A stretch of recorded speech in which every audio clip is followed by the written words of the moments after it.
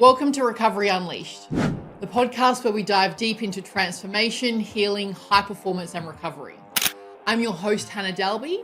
I'm the founder of Recovery Jungle, Recovery Unleashed. I'm an integral alchemist, food coach, a recovery expert, and also a retired professional Muay Thai fighter and current jiu-jitsu lover. In each episode, we explore what it truly takes to break free from addiction, trauma, self-sabotage, and unlocking a life truly filled with energy, success, and peace. Through my very own story of addiction recovery and raw conversations with experts, coaches, athletes, healers, we uncover the tools and mindset shifts needed to master recovery in every area of your life. This isn't just about healing, this is about unleashing your full potential. If you're ready to reclaim your life, tune in, do the work, and let's rise together. Welcome back to the Recovery Unleashed podcast, where we have Gavin Abeyratne back again after we have delivered all of the things we promised in our first podcast. And now I'm talking about some myths in burnout and the entire process of Integral Alchemy and how you can get involved in it. Hannah. Hi, Gav. Last time I was virtually in this studio.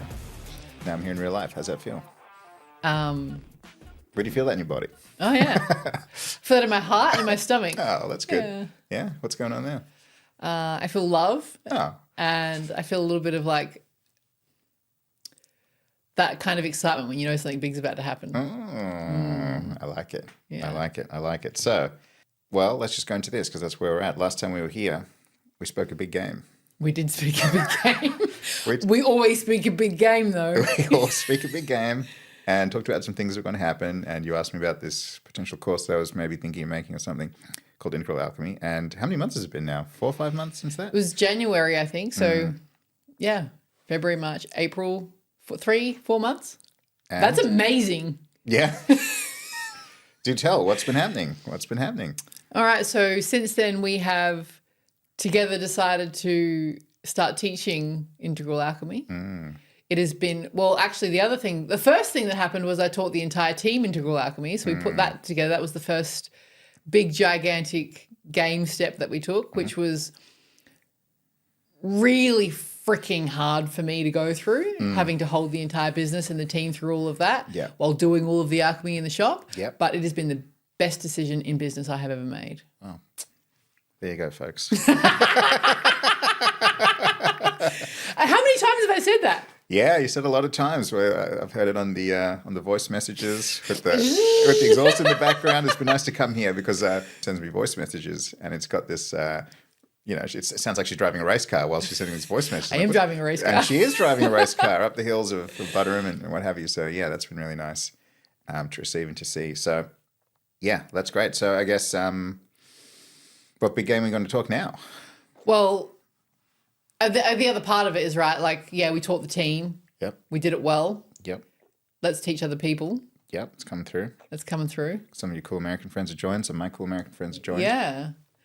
And how can we change the entire world? I said big game. Big game, yeah. By allowing people to move through their shit properly. Yeah.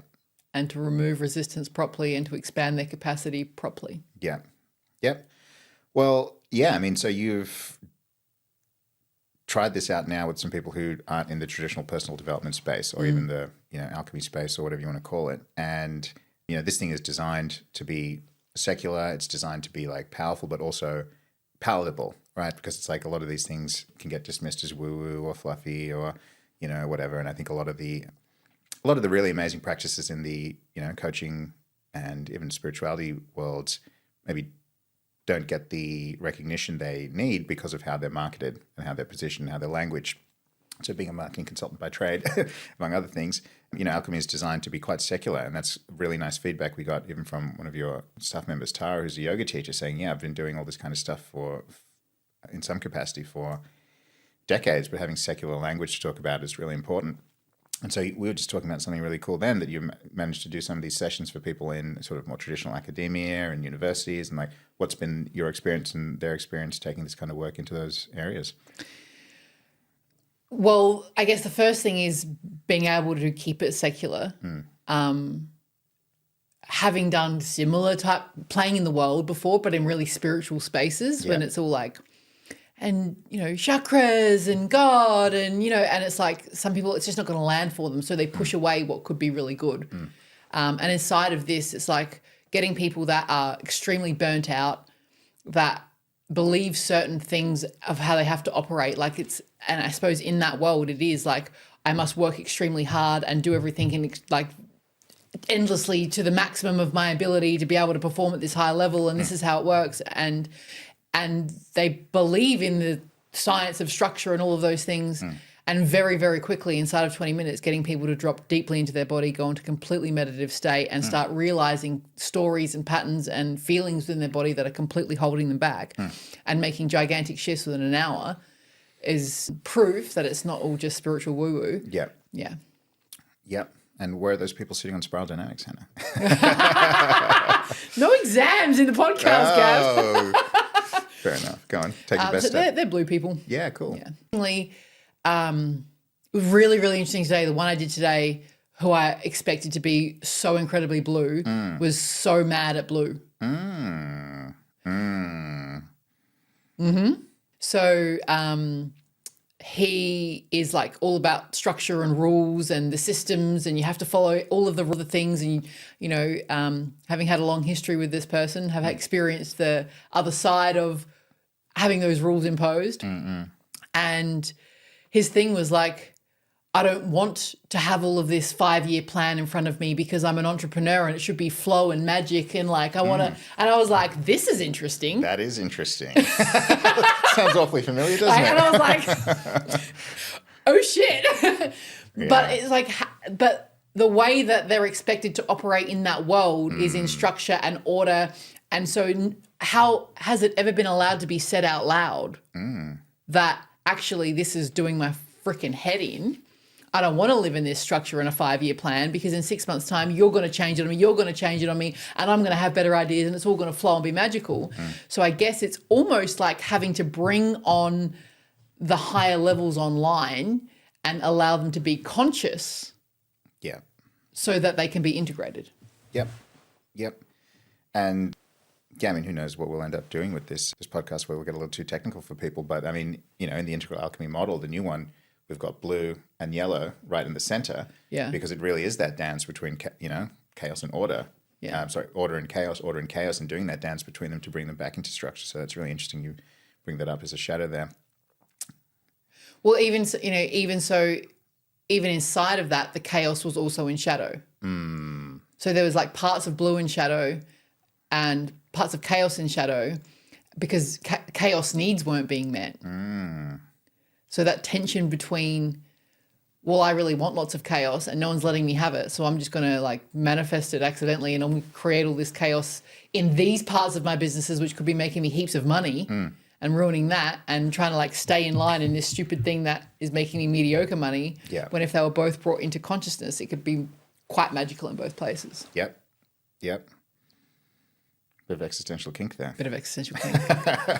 Well, I mean, this is fun to have this in now, 5 months down the line. It's been super fun to, well, first of all, yeah, thank you for jumping in and just being like, sure, let's learn this, let's try it. And then, putting the whole team through. It's been really, really fun to see how that's come through.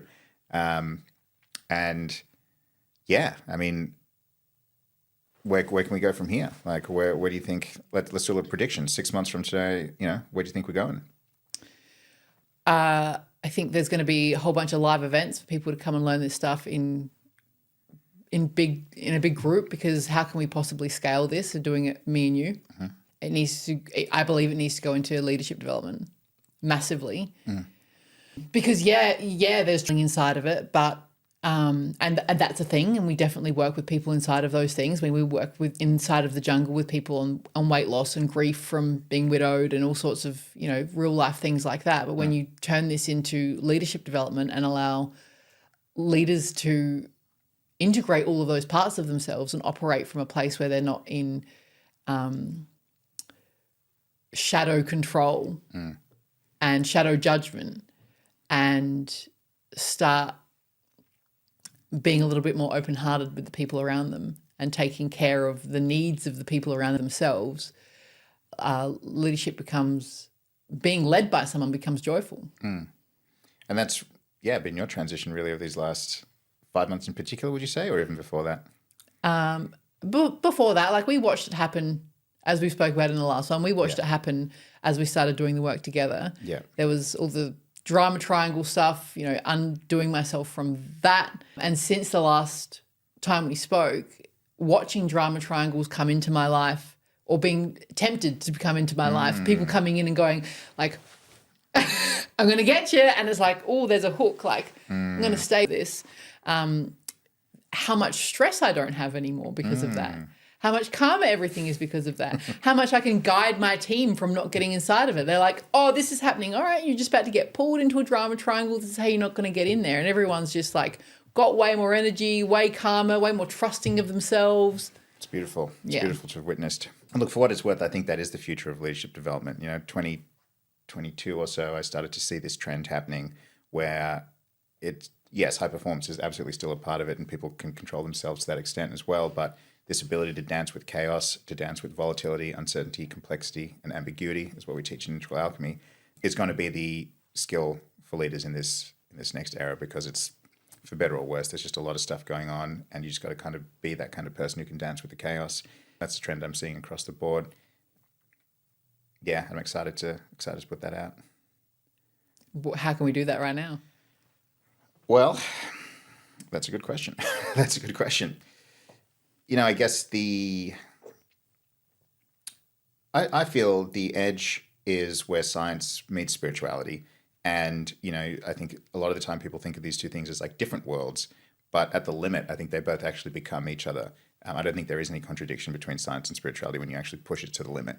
And this is what I feel is actually happening now in the world. It's like, you know, you look at this whole thing around like, we're all connected and we're all beings of light and it's all love and light.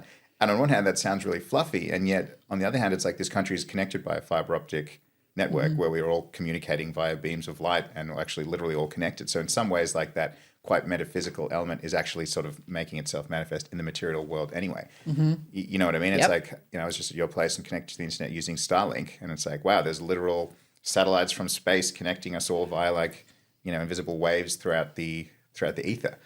You know what I mean? And so I find science and spirituality really start to intersect when you look at things like magnetism. And like, well, what the hell is magnetism, right? That's an insane concept in many ways that you can have. You know, I remember sitting once at Mind Valley after I'd sort of helped automate everything. I was sitting there with some magnets that my friend gave me. They're called buckyballs from Buckminster Fuller. Right. And there's little balls you put together. I remember having this paper set here and having two magnets on either side. And was just noticing how like force could be transmitted through paper. Yeah. Like, that's wild if you think about it. Like, where else in life can like an invisible force like move through a solid material and affect another solid material on the other side of it? That's kind of wild as a concept. And then, of course, this whole infrastructure we live in is, you know, people communicating via invisible waves and electromagnetic waves, which is, of course, the same spectrum as light. And so this is kind of where my headspace is at now, where it's like as you start to push into the boundaries of, you know, quantum physics, quantum computing, artificial intelligence, you know, virtual reality, you're like, these things are looking an awful lot like, you know, like spiritual concepts. And, you know, of course, in Hinduism, you know, it's hilariously you know, I'm obviously, my dad's a Buddhist, but I'm not super religious in that way. But my Uber driver actually was, you know, amazing Hindu guy whose parents were Brahmin priests in Nepal. And he was like, I don't really think about it much, but he had this incredible wealth of knowledge. And I was talking to him about Maya, the grand illusion, of course, that like all physical matter is just like a, you know, it's an illusion. And a lot of these things are starting to now converge with science. So I'm quite excited to, bridge that gap between science and spirituality. And then I think that can really be an interesting pathway to integrate integral alchemy as a philosophy that doesn't see science as inconsistent with spirituality, but sort of finds, you know, consistency and wholeness between the two. So explain then, now that we have all of the structures in place of integral alchemy, you can probably give it some words. Explain then how the actual process of somatic, moving energy somatically becomes spiritual. It's a great question. Well, it's direct experience, right? So I had a mentor and client and friend and just amazing all-around dude called Jeffrey Martin, and he basically said that people who want to experience enlightenment or these altered states, sometimes reading about them too much can actually stop you from experiencing them because you're in your mind. And it's like you can't get out of your mind with your mind. And so Integral Alchemy, in many ways, like it has a very experiential approach. Even the people that we trained before, everyone was asking, show me the materials, show me the reading, show me the... I'm like, nope. We're going to go straight to direct experience. And when someone has a direct experience of it, they're kind of like, oh, okay. Right? Yeah. I didn't even know that was what that is. And so the nature of the states of consciousness we help people go to, they're inherently called ineffable. You know, in other words, they can't actually be described using words. Yes. Which is true for most transcendent experiences. So they go Yes. beyond words. But what I feel is actually happening is that when people can shut down that part of their brain which is trying to process things in a very linear, in many ways reductive way, and can experience the direct experience of reality, you can have a much richer experience of it. And you can't help but be humbled by what it is you feel. Yeah. I think that's what it is. You can't help be humbled by what it is you feel. And you can kind of bridge that gap between knowing that your brain is the most complex organism in the world and all this kind of stuff, and then feeling that, like, wow, is this what the capacity I have within my own mind? You know, that this has been sitting here this whole time. The thing that's really been amazing for me and that I love is as people notice that these states of consciousness and these ways of experiencing the world are accessible to them directly through themselves, almost at any given time, without any need for anything other than potentially a practitioner to help guide them, and then also eventually, as they learn how to do it, to guide themselves back into their own bodies. It's actually been the coolest thing I've watched in training the team is like Deb coming back and going, yeah, like this is super cool, but I'm going home now and I get triggered by something and I just like feel it in my body and breathe and bring in source and bring in the earth and I'm sweet. Yeah. And she's just so stable and grounded and expansive now. And she's not done that many alchemy sessions. Yeah. She's just gotten such a good concept and grasp on it that she's now gone, well, hang on, why don't I just feel my stuff? Yep. Sure. Yeah, absolutely. And so, yeah, we can definitely take it to that level too. And I think, you know, the phrase metacognition has probably been thrown around, which is being aware of awareness. Something that I started using. I'm not sure if I coined it or not, but if I did, yay. I would call it somatic metacognition, right? Which is just like really being aware of what is going on in your internal sensations.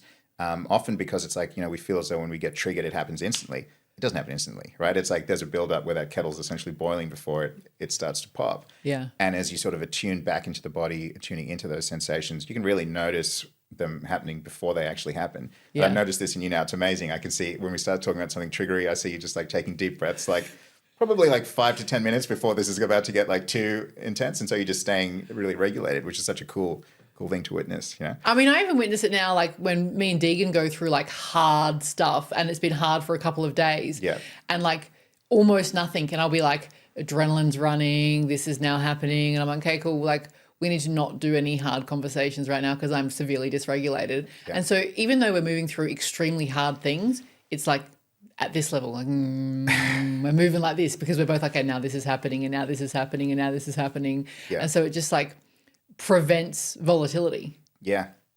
Yeah, it's beautiful. It's a beautiful thing to witness. I mean, it's witnessing the witnessing. Witnessing you, witnessing. Are we even real? I think so. Dad was talking to me about it this morning. He's like in tears because he gets to go visit the grave of Socrates. Oh, fantastic. And he's like, remember Socrates, Hannah? And I was like, you know the book that I showed you that he read me when I was like 7? Yeah, Sophie's World. Yeah, wow. Yeah. And I was like, yeah. Amazing guy, your dad, You by really the way. fucked me up with that. And he's like, I know, you came to my room crying, like, am I even real, Dad? Well, I mean, that's an amazing point because it's like, well, what is the intersection point between science and spirituality? I think it's something we don't really talk about enough. And it's philosophy, Yeah. right? It's another pathway to get it, right? And it's like, well, these are really important questions. And I think when you start, you know, and we can have this discussion next, eventually people ask why. Like, why am I doing all this? Why am I working so hard? What is the actual point of this? Like, and, you know, when you take some time off, like, what the hell are we actually doing here? Yeah. You know, and those sort of self-transcendent questions, I guess the other intersection point, you know, so with Integral Alchemy now, we've added 2 S's. Sexuality, it just kept coming up and it's interesting and fun. So we made that part of it. And then, of course, spirit is part of it now too. So we've got 8 S's, which forms a nice little infinity loop. And in many ways, it starts and ends with spirit. And at the start, it's asking, you know, in terms of spirit, well, what is my self-transcendent purpose beyond even just this sort of like individual self and very nice regulation there, Hannah. Big questions, you know, beyond this individual sense of self and what I can achieve, you know, myself in a lifetime or even for myself, like what is the bigger transcendent purpose? And that I think is to some extent a philosophical question, to some extent a spiritual question, and in many ways also kind of just a practical question that people often ask themselves at certain points in their career and life. Yeah. And it's actually really interesting in watching people go through alchemy from almost nothing and then almost like accidentally landing there. Tell me. Like first move out of all the things out of the way, and then suddenly it's like, you know what? I think I want to give back to the world in some way.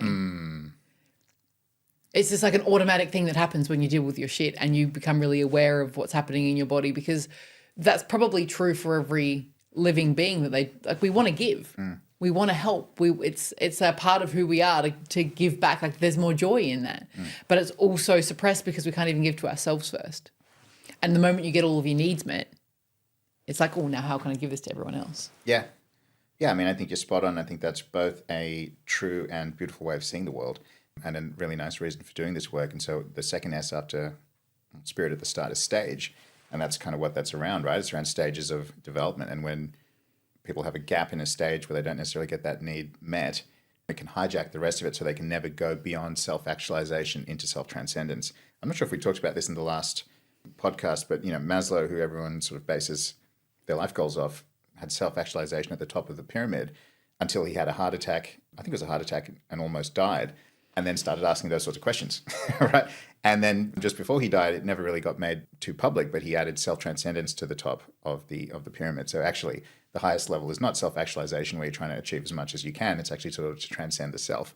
And that's where your sense of self expands from this like locus of just yourself to, you know, your family, your community, and then to the broader world as well. I actually remember like a really big moment inside of when we were teaching the team that this happened. No, it was before we started teaching the team. It was like the moment of like, I'm going to teach the team. I don't know what work we had just done. Something shifted and I suddenly was like, holy shit, I need to make millions of dollars so that I can pay my team all of the money that they're worth so they can have the lives they want, which means that there is nothing other than me going off my back and like all cards on the table, everything I've got, let's train the team, let's have everything down. Like I don't even care what happens to me. I just want to make this amazing for all of these people in front of me that are here to believe in my dream. So give a shit what happens to me along the way. Like we're all in. Yeah. I remember that decision. I remember going upstairs like to Deb and being like, I've made this decision because it's all about you guys. I want to make you guys' lives amazing. You should be earning so much money and living the dreams of your life. And oh my God, like, so we're going to do this crazy thing. And she was like, oh, fuck. Okay. Yeah. Really hitting that. Yeah. Yeah. Shit changes and shit gets way better when you hit that. Yeah. Yeah, it does. It really does. And it's cool that that's, you know, if we're going to go a little spiritual, that's where my mindset's at. It's about to do the final S on spirit. That shows up in lots of different religions too, you know, like that's what some people would call the coming of Christ consciousness. Yes. The flourishing of Christ consciousness. Like, you know, not to get all on everyone, but it's like it's that energy of being willing to sacrifice or put yourself in the line of fire for something bigger than yourself, right? And that confused the crap out of me because, as I said, raised Buddhist and Catholic at the same time, a little confused, you know, that's where I'm here. But I remember, you know, in Catholic school looking at like the crucifix and I was like, I don't get it. Why does this guy need to like die to save himself from the sins of his father? Like none of it made sense to me. But it was actually even, during my time at Mind Medicine when Jesus would put a lot on the line and sacrificed a lot as well. I was like, oh, I can kind of feel into what this is, right? Like not a literal father, but it's like throwing yourself, you know, open arms, heart open, copping it all, sacrificing yourself for something, you know, bigger than yourself or for people that you care about that you'd be willing to take some harm for. And that's where really particular type of leadership comes online, you know? Yeah. And it's both excruciatingly painful and insanely beautiful at the same time. Yep. Yeah. Yeah, and people love it. I mean, it's like the ultimate leadership hack because it's not a hack. Yeah. You know, you can't actually like hack it. People can feel into it, you know? Yeah, you can't fake it. You can't fake it. No. So yeah, that's really cool. And I think even in Hinduism, according to my Uber driver. Yesterday? Yeah, I mean, hell, if you find yourself with a smart Uber driver, you should talk to him. But I was Googling it furiously. I'll ChatGPTing it furiously afterwards. And I was like, oh, does this concept exist in Hinduism? I think it was called Ajna, which is the concept of sacrifice. And it's like, you know, there's the rituals of sacrifice and the devotional stuff where it's like, let's put some stuff out. But the concept I think they're trying to teach is that there's a real power in sacrifice and consciously choosing your sacrifice. which is, I think, quite a different flavor of spirituality from like the it's all love and light, and if it doesn't feel good, then I'm not being, spiritual kind of thing. I'm so done with that stuff. Hey? Tell me. I mean, like, I kind of got done with it watching it happen so much, and I guess in the psychedelic world and especially in the circles that are in Australia, and I don't know, I guess in the spiritual world in general, there is so much like, just raise your vibration to this level and you can have everything you want. And if you're only love and light, then you can just always be an amazing. And even people that meditate so much, it's like, oh, just go back to God. And they're like just living up here. And it's like, you are not in this world at all.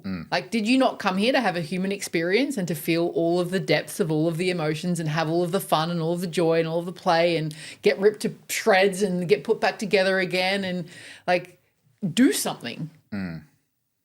And like, so that's that part of it where they're just like playing up in the fairies all of the time. But I think it's also quite dangerous to only be in love and light all the time, because it's just bypass, and it's just constant bypass, which comes out in shadow anyway.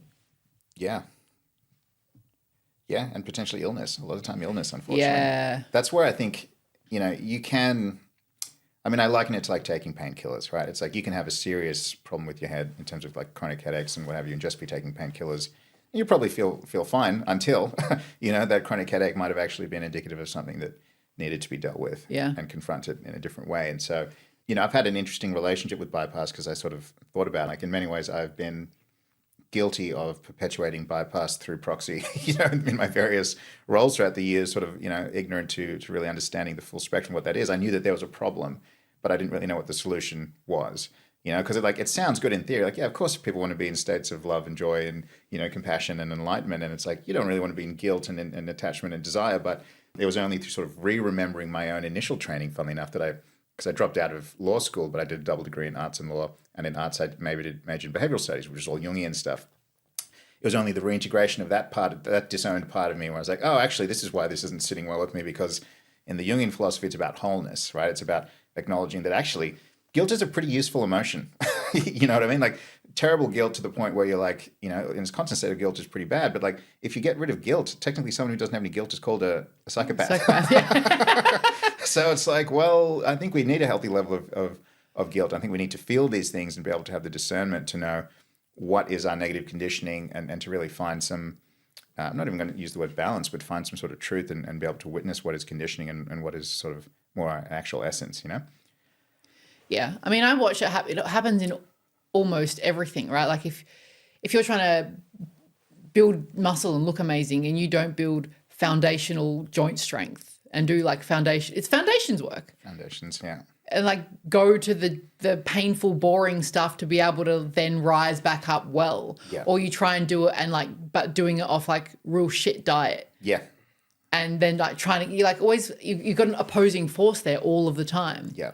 And like, yeah, you can be there, but you've always got this opposing force. Like, that's exhausting. That has to come out somewhere else. Yeah. Like, and it does 100% come out in diseases everywhere, or overweight, or arguments in relationships, or failed marriages, because it's like, oh, well, like everything's amazing. Yeah. You can just completely go to the actual core of it and feel it, experience it, go to the end of the line in the pain. Yeah. It's done. Yeah. And then you can come up. Yeah. And look, I've had to sort of do this dance between, like, funnily enough, my fantastic Uber driver, Sunil was his name, in case you're watching this, Sunil. Great guy. Sunil, in fact, actually means deep blue, apparently. Really? Su means, yeah. You've been on ChatGPT a lot since that. No, he told me that one. He told me that one. But, this was crazy. This is funny. This is where I get my education, ladies and gentlemen, directly from a Brahmin child. He goes, there are three forces in the Hindu tradition, three major, deities. I think it was, I'm not going to do justice, it was Brahma, Vishnu, and one other. I'm going to check my phone in a sec. But basically they formed, creation, destruction, and preservation. And I thought that was really interesting, because like those are the kind of forces that we're always playing with in doing this kind of work. And so if you take that sort of spiritual lens on transformation, it's like, well, how do you sort of play with these forces in a way that doesn't necessarily explode everything you have in your life straight away, and still has that transformation be sustainable? And I think that's where Integral Alchemy can really come through, because we aim for like an adaptive form of transformation, not only not the only party trick being let's just blow everything up, you know? Yeah. Yes. Because staging is important and like pacing is important. And it's like, it's funny, you know, it's like, obviously I'm a dad at the moment. Maybe not obvious, or maybe it is from the dad bod. Who knows? You know, We're working on that. We're working on that. We'll get me into some better shape. But I mean, there's a period of life where it's like, yeah, you kind of do need to just bypass and push through a little. And it's like, it's been interesting for me to sort of check my bypass shadow and to be like, yep, there's a time and a place where you might need to do this, but like, know you're on borrowed time. Yeah. You know, like know that you can't do this forever. And if you're not sort of using that time to make some good long-term plans around like, well, is this actually sustainable? Then you're going to, you know, potentially blow yourself up. And so there might be some obligations and commitments and things you kind of need to do, challenging periods of childhood or whatever it is, child raising, you know. But even from my perspective, I'm like, okay, is this this too shall pass moment, or is this I need to make some fundamental changes moment? And getting the discernment to know between the two is ultimately the best thing, even for my kids in that situation who I would be actually trying to claim that I'm doing all this for. Mm-hmm. Right? Because it's like the flip side of that is like, oh, no, I'm just doing all this work and sort of, you know, neglecting myself for my kids. And then, of course, you know, what happens? You know, they don't get their dad for as long, as they don't get him at his fullness, they don't get him at his healthiest and all these sorts of things. So it's not quite as simple as it might seem. Yeah. I really like that as well about the process, because it can be really surgical. Yes. It doesn't need to be a big blow up all of the time. It's like, yeah, you can go back to work after this. You can keep running at a high level. You can keep doing high performance things. You can just like do some alchemy, go back into your thing, do all of your responsibilities, come back and then deal with it then. You can say no for a little bit. Yeah. You can get just some regulation. Yeah. And to be honest, like it is the thing that should be done inside, like before and after all of the blow up techniques anyway. Totally agree. Yeah, totally agree. So we can talk a little bit about the structure of it, how it's designed. Is that before and after all the products? I mean, it at its core, Integral Alchemy, the community is forming through, and it is a container, and that container is where people can come in, you know, do the foundational work, have a map and a model for understanding their own, you know, processes and the process of people around them through that 8S model, and then go into weekly community and connection, which in and of itself, to be entirely blunt with you, just doing that alone is quite transformative for people to be brought back into their bodies and to have shared common people around them. Number one predictor of longevity is connection. Out of all of the biohacking in the entire world, you get connection right, you're going to add some years to your life. Love that. So community and connection at its core with shared common philosophy and, you know, of owning my control shadow. People aren't allowed in the community until they've gone through the course. So everyone's got shared common frameworks and understanding and knowledge and be like, okay, cool. That sort of makes sense. We can all have these chats. And then when we do trigger ourselves invariably or trigger each other invariably in that community, people can take a step back and sort of know that it's not a personal thing and map it to the model. And then from there, as you said, surgical work. If people want to actually go deep into alchemy on sort of a particular part of life or a particular area, they can go through the 3Ds process and have that particular part of their life examined, mapped, surgically dived into, stitched up into recovery, and then have that community as a baseline the whole time as well. Yeah. And a lot of the people I've talked to, even in the therapy world, are like, that's genius. You know, I love this, that people like come in and they've got that sort of nice getting cleaned off before they enter a community, getting the shared common maps and models, and then getting into as well. So it's shaping up pretty well. Yeah. Yeah. So tell us about then your experience being on the other side of it for the last 3 months. Receiving or training? Receiving. I can't help but smile every time you're like, good, now close your eyes. I'm like, and scan your body. You know, one of the things I felt coming into this, well, first of all, there was a deep level of trust for you as a person and a lot of respect and admiration for you because you just show up on time all the time and how you do anything's how you do everything. So I'm like, all right, Hannah is a deeply ethical person. So I was like, if anyone would be the person I'd want to, I think it would be you because you've also got those ethics, which I think is important. So that's probably the first thing. So thank you. Secondly, what's it been like on the receiving end? I mean, pretty damn incredible is the short answer to that question. Invaluable in many ways because a lot of the problems that I would experiencing certainly this level of quote unquote success in my life. I got a lot of shit together in many ways. It's like they are surgical challenges, right? Mm-hmm. It's like it's not broad strokes things. It might often be like really tiny little beliefs or tiny little patterns that I have, which are sabotaging me in really negative ways. And I don't even notice, and so it's been really nice to bring those up, even if they're a little uncomfortable, and then be able to have those conversations with the people in my life. For me, it's obviously very family oriented. Even conversations with my daughter, for example. It's like there's a great quote by Jung: "The child's biggest burden is the unlived life of the parent." Yeah. Right? And it's like this other person said the biggest predictor of like a child's well-being is actually how happy the parent is in their job, or something crazy like that, right?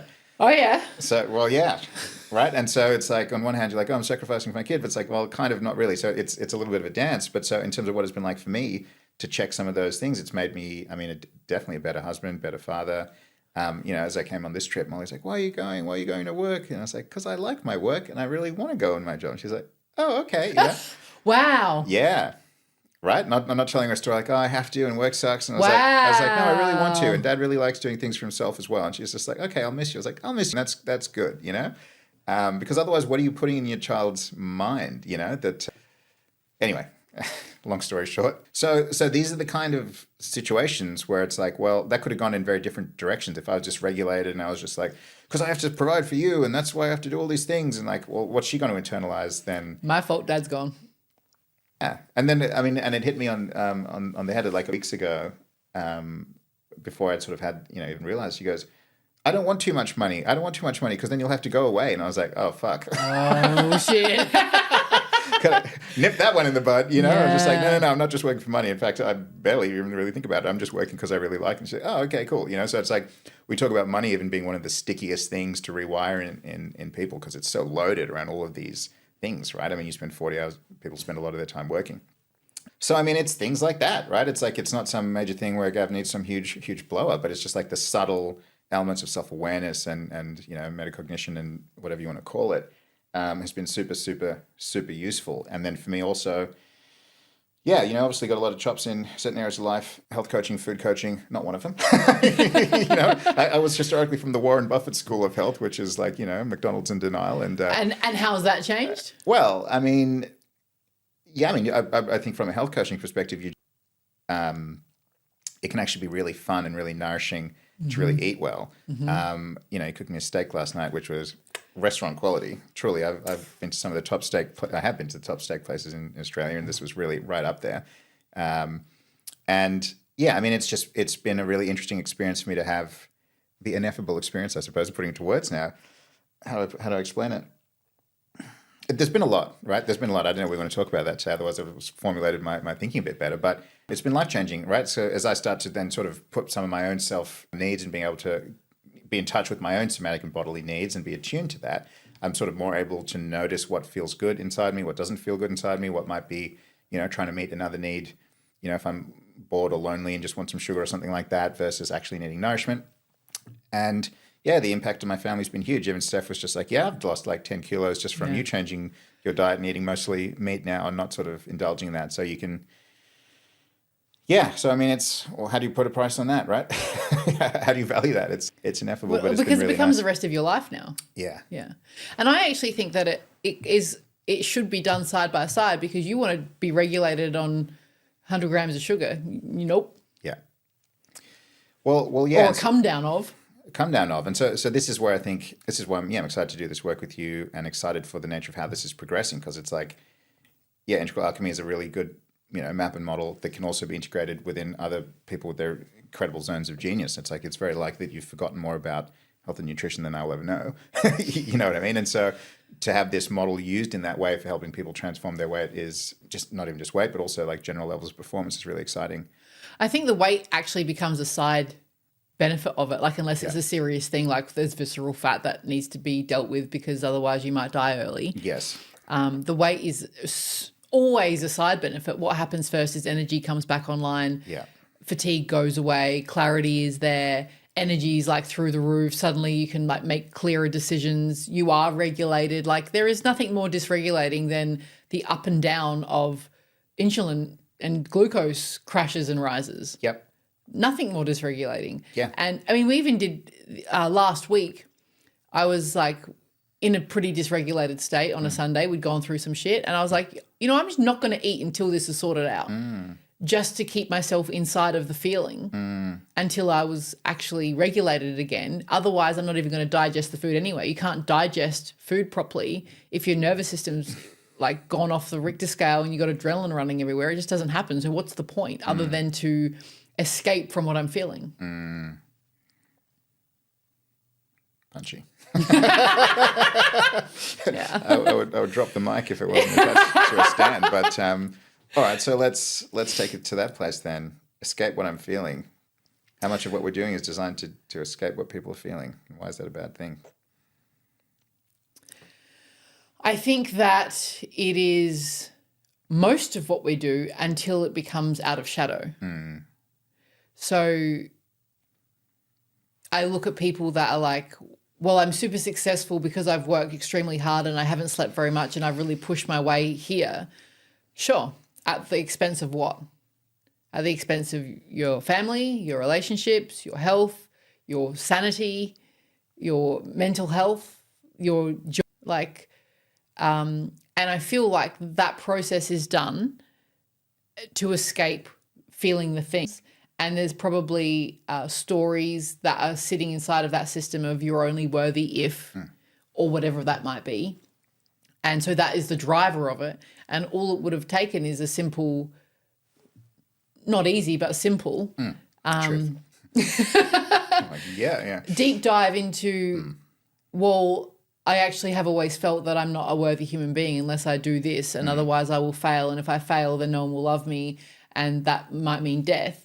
And to feel that and express what needed to be expressed in all sorts of moments in life, just going through that little process allows that to dissipate, and then it's consciously choosing to either work that hard or not work that hard, right? Like, so for example, the last 3 months, the last couple of weeks have gotten easier, but whilst we were teaching everyone alchemy, it was like, I'm going in.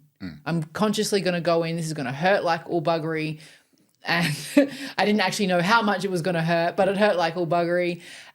Knowing that I'm going to come out of it, and what I want most is to rest and to be inside of my feelings and to regulate myself. But it was a conscious choice, and not because I'm a piece of shit if I don't do it. Yeah, I love that.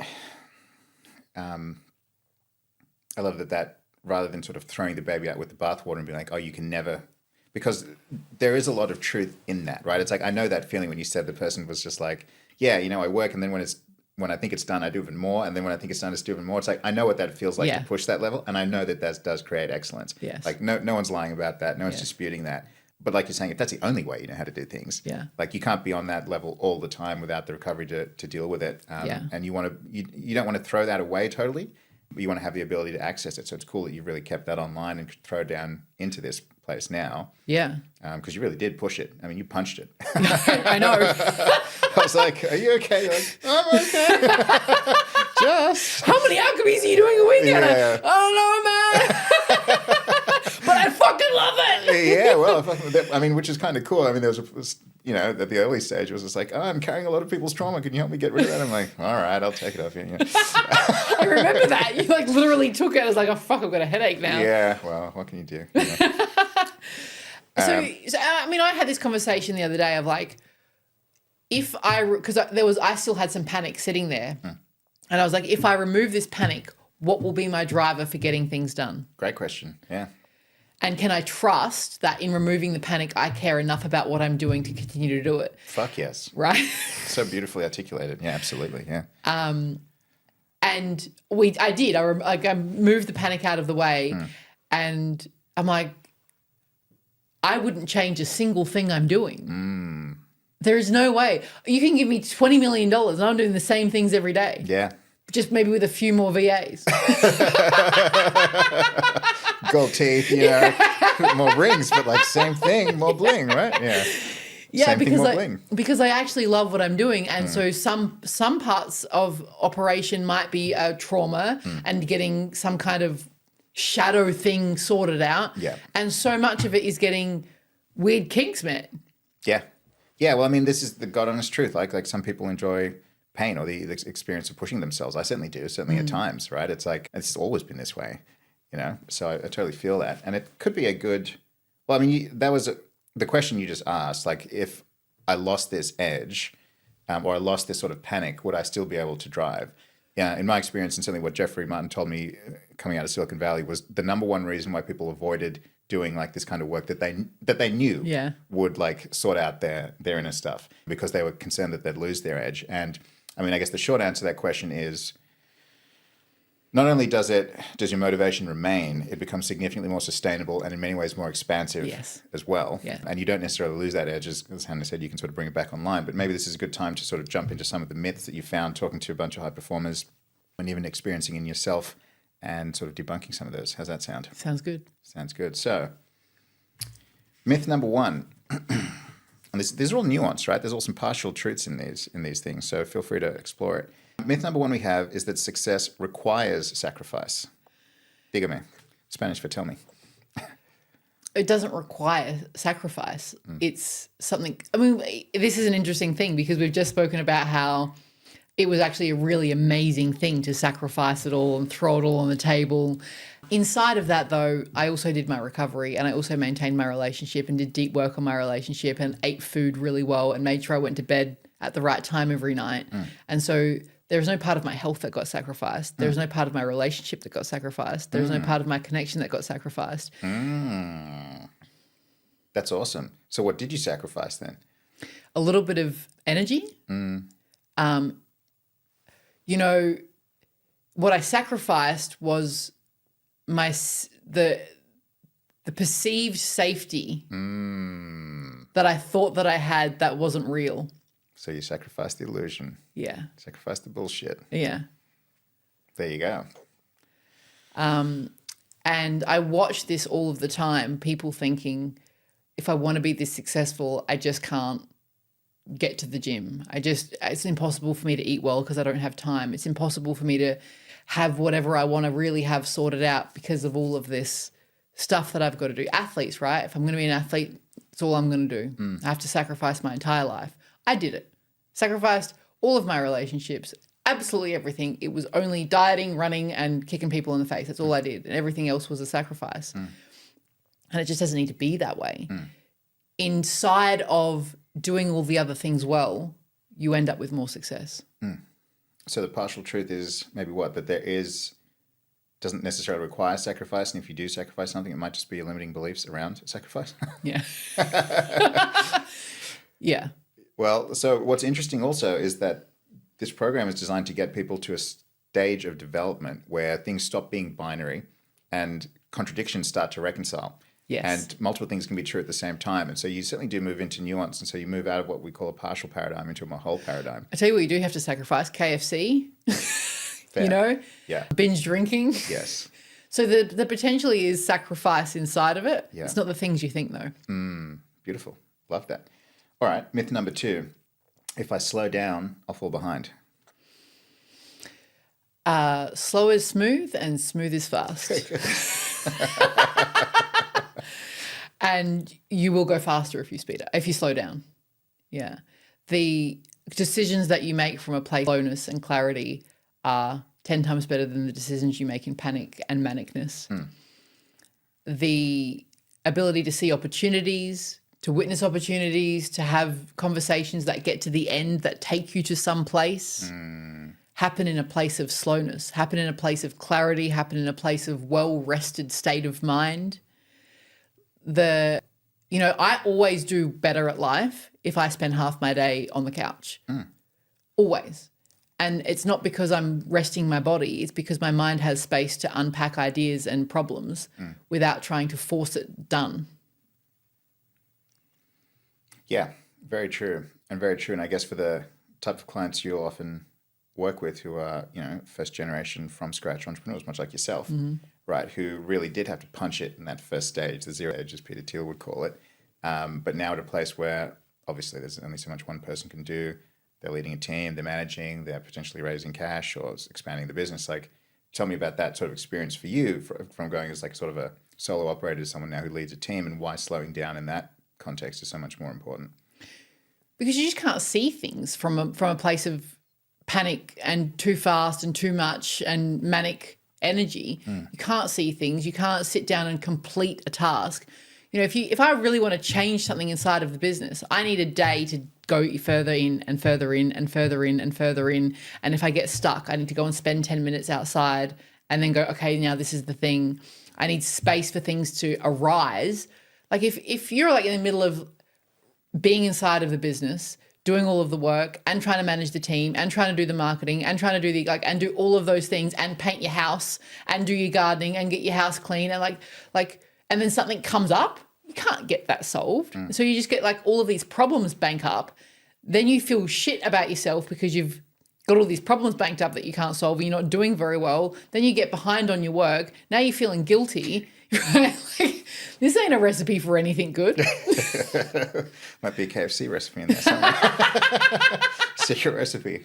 Yeah, I mean, that was an awesome example. And so tell me about so that's scenario A. What's scenario B? Intentional time to do things. Like, to stop, even between tasks. Like, if you just stop between tasks and take 15 minutes and just don't think about anything, you'd be surprised what your mind can solve and come up with and realize that needs to be done. Needing things to be done by a certain date or having to have save the world and solve the world by a certain date just creates lots of panic. If you really, really want to do something and just go, it doesn't matter, I'm going to get there and just let it go. It takes as long as it takes. If I need to rest, I need to rest. You will move faster. Yeah, that's been one of the nicest things working with you, actually, is that, yeah, you really do live that one. And that's, in many ways, testament to a lot of the stuff we've been able to get done is your lack of, and in many ways, the speed at which we've done it, actually. Because it's so fast doing it that way. Yeah, it's a lack of sort of, attachment to the date and more, the technical term we use is emergence. Yes. Right? It's just like the things will naturally emerge. And I guess, as you're talking about dancing with chaos, it's like you really need to create the space to see what's going on and notice what emerges and react from that. Amazing. Okay. Slow down to speed up. Slow, smooth, and smooth is fast. Slow is smooth, smooth is fast. Good. Very good. Myth number 3, feeling good is a bonus, not a requirement. Try and tell me the times where you've tried to do work and you've been tired, on a sugar come down, in an emotional state, feeling shitty about something, and you've tried to get something done, in comparison to the time where you've been in connection all the day before, you've eaten really well, you've had the best sleep, and what kind of stuff do you produce? And what's the opposite side of that? Like, what's the partial truth? So why might someone be clinging into this idea that feeling good isn't a luxury that they can afford right now? There's, I think, a story that I hear a lot that I must suffer to get somewhere, and that it kind of ties into the sacrifice of there's no way I can possibly feel good and achieve this much because other people are like pushing harder and doing more, and I must do more than everyone else to be able to get there. And actually what is true is if you're in a state of alignment and feeling really good and you're confident and you've eaten really well and your skin's amazing and you're feeling strong and you're feeling fit and you like had amazing sex last night and you had some time this morning with the kids and you're like, oh yeah, and I'm going to like get some training this afternoon, some sunshine. Yeah. Anything that arrives to you, you're going to do like a boss. Yeah. So the best thing you could possibly do for yourself is get yourself into that state as often as possible. Beautiful. Beautiful. Love that. All right. Myth number 4. If I stop pushing, I'll lose my edge. Yeah. This is really fresh. Yeah. This is surrender and control or force and flow. Tell me in terms of the polarities. Yeah. If you, anything that forced has resistance, right? So if you're like forcing against something and then you've got internal resistance or external resistance, you're just going to keep getting more exhausted and more nowhere and miss doors, miss opportunities, miss different pathways that can happen. If you're like, this is the only, like this is the way, angle. And it's taking a step back and allowing things to come to you a little more allows you to respond and not react. And a responsive human being does. This is what starts to get a little bit spiritual now, right? Well, that's why we added S to the spirit. Like, can't not talk about spirit. Do tell, yeah. You know, I find, and this does get quite spiritual, I suppose, but if I find that when I let go of all of the force of this must be done and I have to get this done, and oh my God, the 8,000 list and I'm going to work till the end of the day, and just kind of sit back and go like, all right, what are we going to do? And how are we going to do it? And until I have the answer, I'm going to do nothing. It's kind of like God energy comes through and it just kind of comes out. Because there's space for it. I'm not pushing towards something that's not necessary. Yep. Yeah, and again, like I think Hannah's a really good example of this because she can definitely push, and like you can still push, but it's like what we focus on is the management of a polarity and understanding that like force is just one part of that spectrum and flow is on the opposite side. And sometimes you need to force for a while, then pull back, Well, here's how I look at it. Wait for the inspiration, and it's not always just waiting around doing nothing. Like, for sure, stuff needs to get done. And so this is a tight-knit dance, for sure. Yep. When the inspiration comes, it's like, oh, this is the thing that needs to be done, then you push. Yep. Rather than just pushing randomly at stuff, hoping something gets finished. Yep. Yeah, 100%. And I mean, it's funny, even in relationships, like, sometimes you push, but like thing you need to do actually to pull back, create some space. Yeah. Talking about this morning. Yeah. I mean, you do that with any piece of work. Yep, 100%. Just put it down. Yep. Like 15 minutes can change the entire trajectory of something. A night's sleep can change. I mean, I watch people a lot go, I just need to get this done by the end of the day. It just has to be done by the end of the day. The magic in going, it's 3 p.m. I'm going to go to the forest for a few hours and I'm going to go to bed early, get up early and start it again tomorrow. You get fresh brain, you get fresh energy, you get like all this alignment. It is so much smarter to operate from that way, to be able to put things down and open them back up again when you're feeling good and in alignment and back in flow. All of those states are much better to operate from. And sure, there's times when there's an actual deadline. That does happen. It's not like you can never do this again. But if 80% of the time you're like allowing yourself, the more you allow yourself to stop, put things down and have all the other things in your life run well, which makes you feel good, which has all your other needs met, so you're not burning things to the ground over in this place, the less likely it'll be that you end up in a situation where you do have to push until 10 o'clock at night like a crazy person anyway. And if you do that, you're like, fuck, I love this. This is Yeah.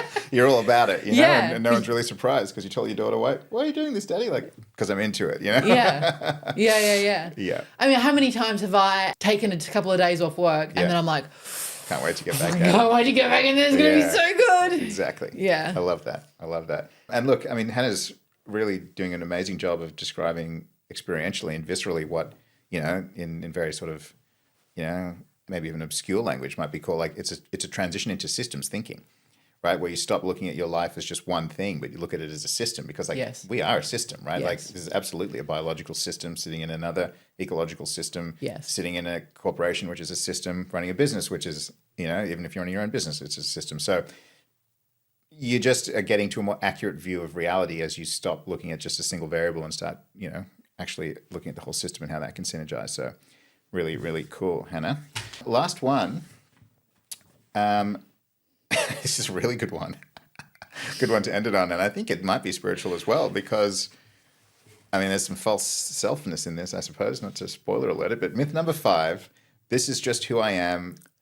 It's just my process. Yeah. This is who I am. I just burn out. That's just my process. Yeah. So I love this one as a thing that I get to say now because it was my story of like, oh, it's all good. I just burn out every 3 months. I have a holiday and I get back on the thing. And someone actually said to me once, it's okay that you do that because you've got really severe ADHD and that's just like kind of how you're going to operate. And so it was really hard for me to pull it apart inside of myself because I'd had someone that I really respected confirm it for me, which I bet happens a lot. Like we're just executives, we're just high level, we're CEOs, we just, we burn out. That's what we do. We push hard and we burn out and that's just what we do. And I call absolute bullshit because that's a story you've told and an identity you've created. And why it's so hard to get yourself out of it is because you've made it your identity. And so your identity has to be crushed and let go of for you to get to the other side of it. And there's grief inside of that. and there's a severe unknown of who your identity is going to be on the other side of this.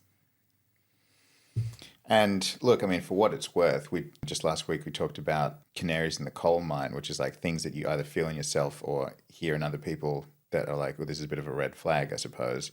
And for better or worse, that's just what we do. Whenever someone tells you something about you and says we, that's just what we do. Like, what need is, I mean, that's a need for connection that is showing up. I mean, it's very addict language, right? Like, that's kind of like, if she stops doing this, then, what does that mean about me? Yes. Right. And so like you can kind of see the unmet and feel the unmet need in that. It's a desire for connection, desire for validation through that sort of, that's just how we do things. And there's a real beauty in that.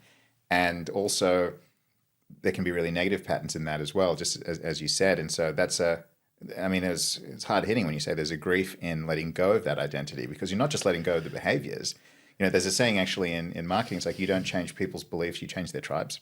Yes. Well, this would be the other hard thing about it, right? Is if you're operating in a environment where everyone's doing that and suddenly you start only eating meat, doing all this crazy health stuff, really taking care of yourself, finishing work early, whatever it is that changes the fundamental way that you live your life. Yeah. People are going to be like, what the fuck is going on? Yeah. And so it's not only your own identity, it's now your community. Yes. Which is why that one can take a little, one of our S's is for that reason, because sometimes you do have to change your environment and your community or change the people around you. And, it's great. As we said, Steph yesterday, it's completely unprovoked. It was like, oh yeah, ever since you started doing keto, I lost 10 kilos. That's great. Kids are eating more meat and, so it's beautiful, but it can certainly be challenging when the people you're with or your significant other doesn't do that. And so that's why being able to have those conversations is really important, because, sorry, I'm sort of taking over You're fine. Well, I mean, it's just like having the compassion and the understanding for what this really is, right? It's like, it's a sense of connection being built on this. And it's like, in many ways, this is where the person in your life that doesn't want to change, you kind of need to help them see what's possible for them and grow with you in those ways. And it's why it's been so amazing to meet your partner, Deegan, who is just has such a beautiful growth mindset and is just there for all those conversations. Because in many ways, it's like the person doesn't have to go on the exact same journey as you, but they at least need to acknowledge the journey you're on and sort of support in the ways that are true for them as well, As even inside of this whole burnout thing and with him and me going, on Sunday, I really need to do nothing. Yeah. Like it's really important for me to not get burnt out, to maintain my energy and to look after all of these things. I need to do nothing on Sunday. And I'm a woman, so I operate differently. And he's like, well, I'm going to always work. And I'm like, but it actually just is different for both of us. Yeah. And that like, even when I would say it, because I've come from a burnout life and male-dominated industries in being an athlete and in the work that I've done in running businesses and in the way that I grew up, it was just like there was kind of a guilt in slowing down and a guilt in being still. To be on the couch for the day is like eating something there, like and to allow myself to go, even if you're not going to stop, even if you need to go and do all these errands and things like that, I just need to be here and do nothing and for that to be okay. And even though I know all of this stuff and even though it was totally okay with him, it was still internal me going, am I not good enough now? So, it can get sticky. It can get sticky and, well, yeah, I mean, certainly this may or may not apply to you, but can I make an observation which kind of leads to one of our other S's? I mean, as you say that, it almost sounds like, to my mind, there's almost like an underlying guilt for being a woman.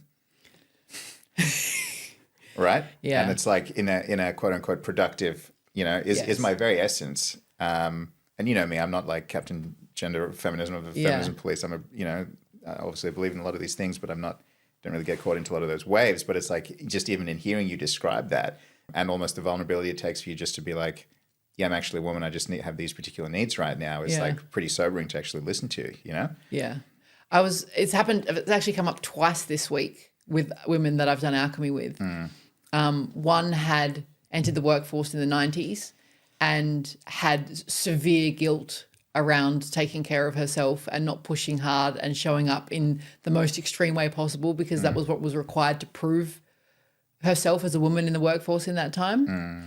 And the second one was actually another woman who had never acknowledged that having a cycle meant that she could do things differently around that time. And in me sharing how I operate inside of that for myself, in like, Deegan's really aware of it and he's got it in his phone so that the emotions that come up aren't about him, and and then I maybe don't lift so hard that day, and it's okay if I stay. Like, I'm super aware of that, because I know if I do that well, the 3 weeks after are fucking on point. Yeah, well, honestly, Anna, like, props to you for having, the courage and humility and vulnerability. And it's sad that it kind of needs to be here, but I guess that's just the truth of it. It's my feeling the sins of the fathers is often the case, that, like, we don't acknowledge some basic biological truths of the 50% of our population. You know what I mean? That, there's cycles and there's hormones and there's all this kind of stuff. And that's why I exist. That's why humans can exist, because of these differences. Yeah. So, props to you for doing that. And I guess as that relates to sexual alchemy, or sexuality is one of the S's, you kind of can't have an honest conversation about human behavior and human development and relationships and interpersonal relationships and leadership without just, understanding these differences in the energetics and the polarity in people. And it might not even be at the, physiological gender level. Sometimes it's men who have feminine energies within them, or women who have masculine energies within them, masculine, feminine, terminology. But it was really important to bring in for these exact reasons, just to honor and acknowledge gender. So that is absolutely built into Integral Alchemy as well. And props to you for taking a stand for that. I think that's one of the most important things that should be said about Integral Alchemy as well, because it is a really big balance of feminine. Well, it's polarities. It's polarities in every direction you could ever imagine a polarity. Yeah. The surrender and control of the session, the surrender and control of the person sitting on the other side of the session. Yes. Being able to be held by both masculine and by feminine, because you need to be held or need to speak things to either one of them, whoever's caused the issue, or whichever one is safer in that time. Yep. And for it to be okay, no matter who you are, that both of those things can exist. Yeah. Well, on that note, we talked a big game 4 months ago, or was it 5 months ago? And not even. It's like, I think it's been like 3.5 months. It's been a hell of a ride. Yeah. And I'm so excited to see where we go with this, and so grateful and appreciative of you for all of your eunice, all of Hannah being Hannah and doing Hannah things, because it's been a hell of a fun time. It has. It's like a dimension jumping. Not sure where I am, but I'm fucking loving it. Yeah. Kind of ride. Yeah. So let's go change the whole world, Gav. Let's go change the whole world. Yeah. Watch this space. And maybe we'll do a segue here if need be. But you are obviously doing a lot of this coaching now with people in your particular specialty, and working with people who are maybe experiencing and resonating with some of this kind of stuff. There'll be a button somewhere on this, if you're wherever you are. Just book a call and speak to Hannah. I couldn't recommend it highly enough. It'll